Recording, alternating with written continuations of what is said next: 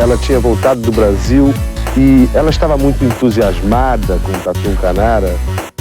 Não sei, isso aí pode ser intuição da mãe, sei lá, de outras crianças conversando, não sei. 10! Nota 10! O senhor vai gostar, hein? Bebê diabo parou o táxi na avenida. Ao vivo é muito pior. Eu sou a Camila Kintzel. E eu, Danilo Corsi. No episódio de hoje, vamos falar sobre a era dos estúdios do cinema brasileiro, que foi dos anos 1940 aos anos 1960. E nesse episódio vamos contar para vocês um pouco da história da Atlântida Cinematográfica, com suas chanchadas, da companhia Vera Cruz, com sua produção cuidadosa, e também de outros estúdios menores. Vamos falar de chanchada, de musicais, de personagens super importantes para a época, como Oscarito, Grande Otelo, vedetes e diretores importantes como Lima Barreto e Carlos Manga. Vem com a gente, mas antes, vamos saber o que o nosso patrocinador favorito, o Drinco, mandou pra gente hoje. Danilo, me conta qual é o vinho de hoje? O vinho de hoje é o Torre de la Homenage Roble Garnacha 2022, um vinho espanhol feito com as uvas Garnacha, que combina com comidas adoráveis como ragu de carne e queijos. Espera baixar um pouquinho o calorão e pode se jogar. Ele está por cerca de R$70 lá no Drinco. Brinde história? Tchim, tchim. Tchim, tchim. Romeu, chega. Traz o amor igual ao meu. Senhora, eu vou jurar pelo esplendor da lua. Não jurei pela lua. Ela é muito leviana, está sempre mudando de quarto. Meu amor, deixa eu acariciar as tuas mãos alvas de viver.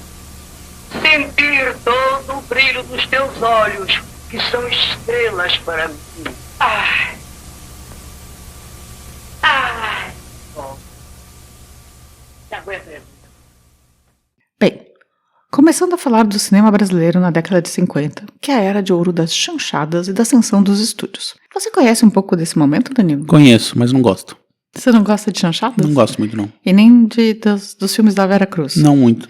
Bem, mas eu vou contar para você. O cinema brasileiro da década de 1950 passou por um período de grande efervescência, com a popularização das chanchadas e a ascensão em especial de estúdios como a Atlântida Cinematográfica e a Vera Cruz, que marcaram o desenvolvimento da indústria cinematográfica nacional. Então, vou começar do começo pela Atlântida Cinematográfica. Fundada em 1941 por Moacir Fenelon e José Carlos Burli, a Atlântida Cinematográfica se consolidou como um dos estúdios mais influentes do cinema brasileiro, sendo sinônimo das chanchadas, um gênero cinematográfico que teve seu auge entre as décadas de 30 e 50. Essas comédias musicais, com toques de filme policiais e ficção científica, conquistaram o público brasileiro com seu humor ingênuo, muitas vezes picante e sempre acessível. Embora o gênero tivesse uma forte influência internacional, com filmes similares sendo produzidos na Itália, em Portugal, no México, Cuba e na Argentina, ele encontrou uma maneira única de se adaptar à realidade brasileira, abordando temas do cotidiano com uma linguagem simples e fácil de compreender. As chanchadas foram criticadas pela intelectualidade da época, que considerava essas produções um espetáculo vulgar, o que levou ao surgimento do termo chanchada, oralmente dizendo. Possivelmente, que é muito controverso esse termo, mas possivelmente ele é derivado do espanhol, significando porcaria. Você acha chanchada porcaria? Não, acho bem legal, mas assim, desses daí da Atlântida e Veracruz, assim, não me pega. Você acha que são Prefiro espetáculos vulgares? Espetáculos vulgares. No entanto, o sucesso comercial dessas produções foi inegável. Para conquistar o público, as chanchadas contavam com grandes astros do rádio, como Carmen Miranda e Francisco Alves. E mais tarde, a dupla de comediantes Oscarito e Grande Otelo se tornou a grande sensação desses filmes. Acho que eles valem um episódio, em especial o Grande Otelo, mas já vou aqui dar uma pincelada sobre a parceria dos dois e o quanto eles foram importantes na época. Grande Otelo, Sebastião Bernardes de Souza Prato e Oscarito, nascido na Espanha e naturalizado brasileiro, foram dois dos maiores comediantes do cinema brasileiro. Ambos começaram suas carreiras ainda criança no circo, depois migraram para o teatro e mais tarde se tornaram estrelas através dos filmes. Pois é, justamente da Atlântida Cinematográfica. A primeira colaboração entre eles ocorreu em Noites Cariocas, em 1935, mas a parceria se consolidou com Tristezas Não Pagam Dívida e Não Adianta Chorar, de 44 e 45. Conhecidos como a Dupla do Barulho, que é o nome de um dos filmes, atuaram juntos em 34 chanchadas, tornando-se os maiores nomes do gênero durante a Era de Ouro do cinema brasileiro. Um dos destaques de sua carreira foi a paródia de Romeu e Julieta em Carnaval no Fogo, de 1949. Mas para vocês entenderem a importância desses atores, um resuminho. O Grande Otelo era um artista super multifacetado. Ele tinha uma forte ligação com o samba e compôs Praça 11, que cantou no filme It's All True, de Orson Welles. Aliás, o Orson Welles, que vivia no Brasil, chegou a considerá-lo o maior ator brasileiro. Você acha que o Grande Otelo era tão grande? Ele era grande, mas não sei se a ponto de ser o maior. Além da comédia, Otelo brilhou em papéis dramáticos, como Moleque Tião e Rio Zona Norte, num marco do cinema novo. Além de, obviamente, Macunaíma.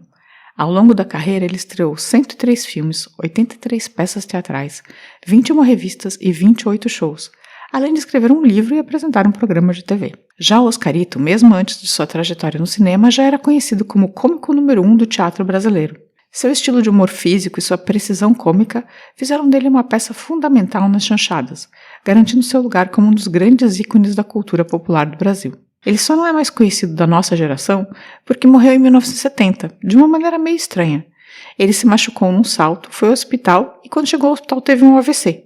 O Grande Otelo durou 20 anos mais, morrendo só em 1993, mas também de uma maneira estranha. Ele teve um ataque cardíaco ao desembarcar na França para uma homenagem a ele. Ele morreu no aeroporto. Mas isso já aconteceu na década de 90, então ele ainda faz parte, né, dos conhecidos da nossa geração de mais de 40 anos. Você se lembra do Grande Otelo, né? Claro. Já do Oscarito não, né? Ah, eu vi coisas dele, mas não era figura de que estava morto, né? Sim. Mas voltando à Atlântida e as suas particularidades. A Atlântida tinha uma fórmula narrativa bem definida, conforme explicou o diretor Carlos Manga, que foi um os mais importantes do estúdio e do gênero. As histórias eram divididas em 4 partes. 1. Mocinho e mocinha se metem em apuros. 2. Cômico tenta protegê-los. 3. Vilão leva vantagem. 4. Vilão é vencido. Você gostou desse esquema? Ah, um esquema que existe até hoje ainda. Até no Harry Potter? Até no Harry Potter. Aqui um parênteses, que Carlos Manga foi de chanchada a dirigir televisão, tendo uma carreira longuíssima também na Globo, onde dirigiu de Chico Anísio a Vamp, de Anjo Mal a Torre de Babel e Sandy Júnior. E segundo Lana Piovani, ele a assediou quando ele já tinha uns 80 anos, pedindo pra ela sentar no colo dele. Tipo... Que fase. Que fase. Mas fica aqui o registro. Mas voltando, apesar de sua estrutura simples, as chanchadas lotavam os cinemas, especialmente até a metade da década de 50, quando a ascensão da TV, o surgimento do cinema novo, que vai ser outro episódio aqui com certeza, e o desgaste do gênero começaram a diminuir seu apelo. Mesmo assim, as chanchadas entraram para a história e marcaram um dos períodos mais produtivos do cinema nacional. Você já assistiu muitos filmes da Atlântida, Danilo? Muitos não, assisti alguns. Eu separei alguns títulos para você comentar se você já assistiu ou se gostaria de assistir, tá bom? Tá. Moleque Tião. Não. Nenhum. Pra tudo. Tristezas não pagam dívida. Esse acho que eu vi. Fantasma por acaso. Não. Esse mundo é um pandeiro. Não. Barnabé, tu és meu. Não. Você não quer assistir Barnabé, tu és meu? Não. Amei um bicheiro. Não. Nem Sansão, nem Dalila. Esse acho que eu vi. Papai Fanfarrão. Não vi. Esse você poderia assistir, porque você pode entrar nessa categoria de Papai Fanfarrão. Pois é. Colégio de Brotos. Não vi. O Homem do Sputnik. Esse eu vi. Gostou? Não sei. Você viu? Ah, do Sputnik? Sim, achei que você estava perguntando a lista. Ah. Não, gostei. Foi ok. Ah, você não é um fã da Atlântida? Não sou, desse gênero eu não sou muito não. Bem, e agora a gente vai para São Paulo falar de outro grande estúdio brasileiro. A Companhia Cinematográfica Vera Cruz foi um dos mais importantes estúdios cinematográficos do Brasil, mas só ficou ativo entre 1949 e 1954, sim, só 5 anos. Criada em São Bernardo do Campo, a produtora teve um papel fundamental na profissionalização e modernização do cinema nacional, buscando padrões internacionais de qualidade. Durante sua curta, mas intensa existência, a Vera Cruz produziu mais de 40 filmes, entre curtas e longas metragens, lançando atores e diretores que se tornam referência no cinema brasileiro. A fundação da Vera Cruz ocorreu num momento de intensa efervescência cultural no Brasil, especialmente em São Paulo, logo após a Segunda Guerra Mundial e na ditadura do Estado Novo. O crescimento econômico e a industrialização paulista proporcionaram o surgimento de instituições culturais de peso, como o Museu de Arte Moderna, o Museu de Arte de São Paulo, né, o MAM e o MASP, além do movimento crescente de valorização do teatro e do cinema. O povo estava com dinheiro e resolveu investir em cultura. Boa fase, né? É, mas é meio polêmico, né? Porque a fundação do MASP não é que foi as pessoas fizeram doação porque queriam, né? Elas foram chantageadas pelo Assis Tinha Chateaubriand. o Assis Chateaubriand lá, né? Então. Enfim, a gente precisa contar essa história também. Foi nesse contexto que o empresário Franco Zampari, de origem italiana, decidiu investir no setor cultural. Ele já havia fundado em 1948 o prestigiado Teatro Brasileiro de Comédia, o TBC, reunindo grandes nomes da dramaturgia. Com a crescente paixão dos brasileiros pelo cinema e a escassez de uma indústria cinematográfica estruturada, Zampari percebeu a oportunidade de criar um estúdio de produção que fosse comparável aos de Hollywood e da Europa. Bom que começou pequeno, né? Ele já queria ser grande. Para viabilizar este projeto, ele se associou ao industrial e quase pobre, né, Francisco Matarazzo Sobrinho, herdeiro de um dos maiores impérios industriais do Brasil. Os Matarazzo podiam tudo nessa época. Faziam o que acontecia. Eles eram basicamente os donos do Brasil. Em 4 de novembro de 1949, a Companhia Cinematográfica Vera Cruz foi oficialmente fundada. A estrutura física da produtora foi instalada em um antigo terreno da família Matarazzo, transformando-se em um dos maiores complexos cinematográficos da América Latina, com mais de 100 mil metros quadrados de área construída. Os caras já começaram imensos, né? Por isso que não deu certo. Só durou 5 anos. Apesar de contar com capital suficiente para estruturar a companhia e investir em produções ambiciosas, Zampari não tinha experiência direta com o cinema. Erro. Para liderar projetos, ele contratou o renomado cineasta Alberto Cavalcanti, que havia feito carreira no cinema britânico e francês. Com uma visão técnica avançada, Cavalcanti trouxe ao Brasil dezenas de profissionais estrangeiros, implantando um sistema de produção altamente burocrático, pouco adaptado à realidade brasileira. Nos primeiros anos foram lançados filmes como Caissara, dirigido pelo italiano Adolfo Celli, e A Terra é Sempre Terra, de 1951. Ambos buscavam um padrão de excelência técnica inédito no Brasil, mas enfrentaram dificuldades com os custos elevados e processos de filmagem demorados. Também foram produzidos curtas premiados, como Painel e Santuário, dirigidos por Lima Barreto, que é homônimo do escritor que teve episódio aqui, mas é outra pessoa, tá, gente? Esses filmes receberam já reconhecimento internacional. No entanto, a administração rígida e os altos investimentos logo geraram desentendimentos dentro da empresa. Em 1951, 2 anos depois de ter sido criada, Alberto Cavalcanti foi demitido, sendo substituído pelo comerciante português Fernando de Barros, que já havia trabalhado com o cinema carioca. Sua missão era reduzir os custos de produção e tornar os filmes mais viáveis financeiramente. E com Fernando de Barros, entre 1951 e 1953, a Vera Cruz viveu seu auge, conquistando ainda mais reconhecimento internacional. Seu maior sucesso foi O Cangaceiro, de 1953, dirigido por Lima Barreto, que faturou cerca de 50 milhões de dólares e foi distribuído em mais de 80 países. O filme venceu o prêmio de melhor filme de aventura no Festival de Cannes e ajudou a consolidar o Brasil no cenário cinematográfico global. O problema é que desses 50 milhões de dólares, nada ficou para Vera Cruz.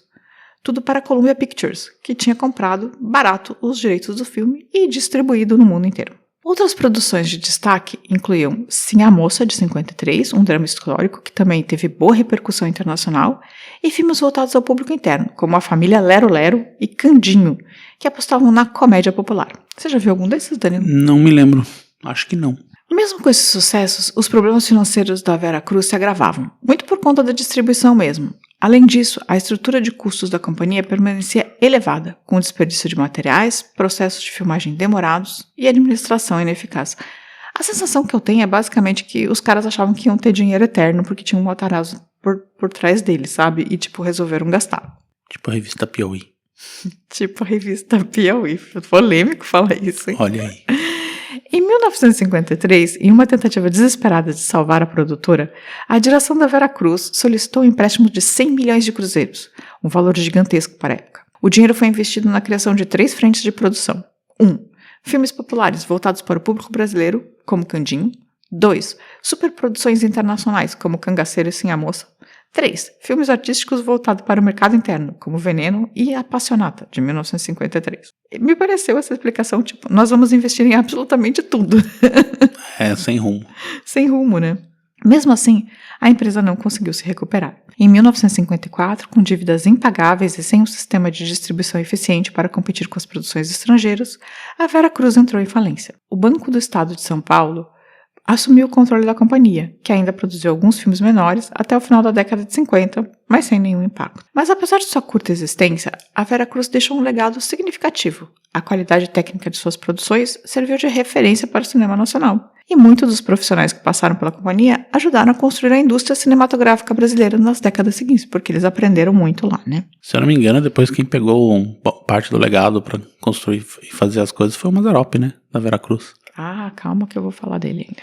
Foi na Veracruz que um dos grandes nomes do cinema nacional, como Amácio Mazzaropi, que começou como figurante e depois tornou um dos maiores campeões da bilheteria do Brasil, criando sua própria produtora de filmes.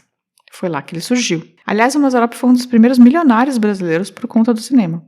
Outros talentos que passaram pela Companhia Veracruz foi o Anselmo Duarte, diretor de O Pagador de Promessas, o único filme brasileiro a vencer a Palma de Ouro no total no Festival de Cannes, além de atores como Jordel Filho, Cacida Becker, Ruth de Souza e Alberto Ruchel. Assim, o Mazzaropi, ele não assumiu a Veracruz, mas ele tinha seu próprio estúdio, mas ele trabalhou lá e acho que ele deve ter alugado por um tempo. Eu acho que sim, assim, não é que ele pegou a Veracruz pra ele, assim, comprou e pegou as dívidas, ele meio que encampou o que tinha lá pra fazer os filmes dele. Sim. A experiência da Veracruz também foi fundamental para a criação da Embrafilme, em 1969, uma empresa estatal voltada para a produção e distribuição de filmes nacionais, corrigindo alguns dos problemas estruturais que levaram a Veracruz à falência. Basicamente, a Embrafilmes, ela basicamente tinha a ideia de ser uma distribuidora que desse para os filmes brasileiros um pouco mais de competitividade, assim. E aí não precisaria ir para a Colômbia, por exemplo, né? Após a falência, os estúdios da Veracruz passaram por diferentes administrações. Em 2015 foram concedidos à empresa Telem, mas em 2022 a Rede Bandeirantes venceu uma concorrência pública e assumiu a gestão do espaço por 3 anos, utilizando o local para a produção de programas televisivos. Ou seja, até este ano ainda é da Bandeirantes. E agora eu vou falar o nome de alguns dos filmes da Veracruz também para você me falar se assistiu, se não assistiu. E eu confesso que eu nunca vi nenhum e fiquei um pouco com vergonha disso. Mas vamos aqui, Danilo. Painel. Não. Santuário. Também não. Caissara. Não. Ângela. Não. Terra é sempre terra. Não. Apassionata. Não. Veneno. Não. Tico-tico no fubá. Talvez. Sai da frente. Não. Nadando em dinheiro. Não. Sim, a moça. Só a novela. Família Lero Lero. Não. O Cangaceiro. Talvez, acho que eu vi uns pedaços, não sei se eu Eu vi vi inteiro uns ou não. pedaços, mas eu nunca vi o filme inteiro. Uma pulga na balança. Não. Esquina da ilusão. Não. Luz apagada. Não. Obras novas. Não. É proibido beijar. Não e não. Na senda do crime. Também não. Candinho. Não. Floradas na Nem- Serra. Não. São Paulo em Festa. Não. São Paulo em Festa é o que eu mais conheço, assim, em termos de nome, na verdade. Acho que o Cangaceiro. O Cangaceiro também, né? Bem, para terminar, vale falar rapidamente de outro estúdio. Entre as duas grandes potências cinematográficas, a Maristela Filme surgiu como uma alternativa tentando equilibrar a sofisticação da Veracruz e o apelo popular da Atlântida. Fundada em 1950 por Oswaldo Massaini, em São Paulo, a Maristela produziu filmes de diversos gêneros, incluindo comédias, dramas e adaptações literárias. Um dos maiores sucessos da produtora foi O Comprador de Fazendas, de 1951, baseado em uma obra de Monteiro Lobato. Você viu esse, Danilo? Não. No entanto, como a Veracruz, a Maristela também enfrentou dificuldades financeiras e acabou fechando suas portas na segunda metade dos anos 1950. Com isso, a gente diz que a Atlântida, a Veracruz e a Maristela representaram diferentes abordagens para o cinema brasileiro da década de 50. Enquanto a Atlântida dominou o mercado com as chanchadas, populares, de fácil acesso, a Veracruz buscou os padrões internacionais, mas teve muita dificuldade econômica. Já a Maristela tentou equilibrar esses dois modelos, mas também não conseguiu. O cinema brasileiro sempre teve dificuldade, né? Sim. Não distribui, né? Apesar de seus destinos distintos, todos esses estúdios foram fundamentais para o desenvolvimento do cinema nacional, que ainda está sofrendo, né? Criando uma base sólida para produções futuras e influenciando cineastas, roteiristas e atores que ajudaram a consolidar o cinema brasileiro nas décadas seguintes. As chachadas, em particular, elas marcaram a história do país, né? Com um tipo de humor simples, a trama leve, que também capturaram o espírito popular e influenciaram gerações de comediantes depois, que você for pensar, influenciaram até coisas como os Trapalhões, né? Essa comédia meio boba, né? E uma coisa muito legal, muitos dos filmes desse período estão em domínio público. Dá para assistir online de graça. Eu achei muito do acervo em bbc.org.br, mas não é a BBC da Inglaterra, é o Banco de Conteúdos Culturais. Então, bbc.org.br tem muito filme dessa época lá. Fica a dica. E essa foi uma breve história de alguns dos estúdios mais importantes do Brasil e desse começo do cinema brasileiro. Você já conhecia, Danilo, essa história? Conhecia sim. Não todos os detalhes, mas já conhecia, né? Que elas são marcos culturais do Brasil, né? E você gosta de cinema brasileiro? Eu gosto, mas é difícil de assistir, né? Não acha? Nada. É difícil encontrar Não as coisas. acha? Principalmente documentário, é bem Pois difícil. é, você vai procurar as coisas, não tem nenhum lugar. É verdade. Você tem razão. Tem mais algum comentário? Não, segue o jogo. Vamos pros recadinhos? Bora. E agora vamos para a metrópole. Olha aqui, madama. Isso é impossível por 1001 motivos. Primeiro, porque falta gasolina. E segundo, porque desse momento em diante, vocês vão ficar mesmo sem chofé. Eu me demito. Eu também. Eu não admito que você abandone o seu serviço. Olha aqui, meu amigo, eu não admito que não se goste de carnaval. Não é mesmo? É apoiado.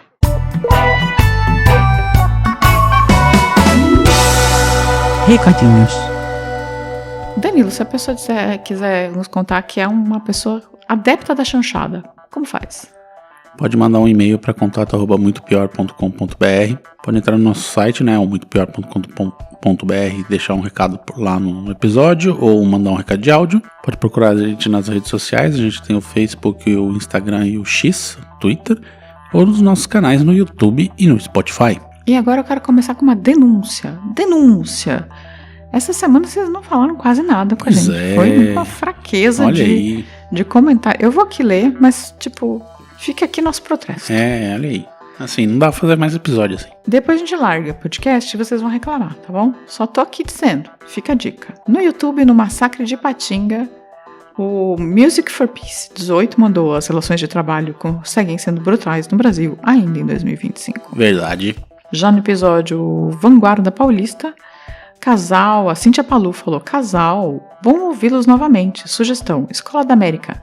Não sei se entra no escopo de vocês, já que não é uma instituição brasileira, mas foi importante para muitas das ditaduras da América Latina.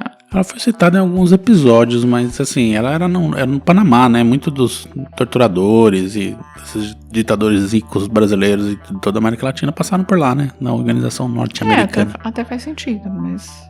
Pode valer a pena. Já no episódio do Plínio Correia, o Music for Peace mandou: ele deixou seus discípulos que continuam a produzir muitos retrocessos no Brasil. Verdade. Real. Já no episódio de Zuzu, o Necrospawn foi falar...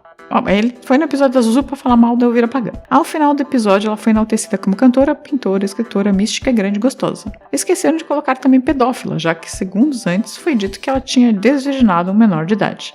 Ou esse termo só se aplica aos episódios de figuras masculinas? Só se aplica. Ponto. Segue. Não existe pedofilia feminina, sim. Eu não vou defender a Elvira Pagã por ter desvirginado um menor de idade. Mas existe um contexto cultural, o contexto da época também, né? Enfim. No Instagram, a Silva Rumin mandou: bom dia, casal, que sujeito baixo e vil. Obrigada pelo episódio, sobre Paulo Malhães. Olha aí. Já o Alessandro Soares mandou: Canalhas BR, minha série predileta do podcast. Acho que até porque é a única que tem também, né? Pelo menos isso, né? Pois não nos deixe esquecer do esgoto da sociedade brasileira. Esse aí tá no colo do capeta. Eu concordo plenamente com você. E os familiares estão no colo do Estado, recebendo ainda pensão. Estão recebendo pensão. E aí quem só curtiu foi a Silvia Homem, que eu já falei, Esteban Turri, o Alessandro Soares, Evaldo Novellini, Ricardo Cravo, o Memorista, Vinícius MT, Cefa Souza, Naná PJ, Tom do Pinado Oficial, Rocha 84, Anderson. No Facebook a gente teve também o Renato Alves e o Olímpico de Jesus. E vamos deixar um salve pro Cláudio Schubert lá no Querido X e Kelfinha, que não apareceu essa semana. Perguntando da Kelfinha, do Eleanor Stein e do Giancarlo, muitas pessoas que não passaram por aqui esta semana. Então fica aqui nossa nota de repúdio. Não tô brincando, tá tudo bem, gente. A partir do próximo episódio, vocês vão ter recadinho só com o Danilo. Só comigo. Se eu fizer também, né? Olha lá. Olha só, tem revolta. Mas continuaremos tendo um episódio pelas próximas 3 semanas, aí eu volto, tá bom, gente? É isso. Mais algum recado? Não, semana que vem estaremos de volta. Um beijo. Tchau, tchau. Tchau.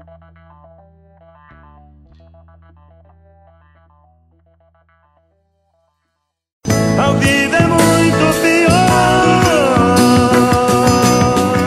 Esse episódio é um oferecimento de trinco.com.br e siteguy.dev.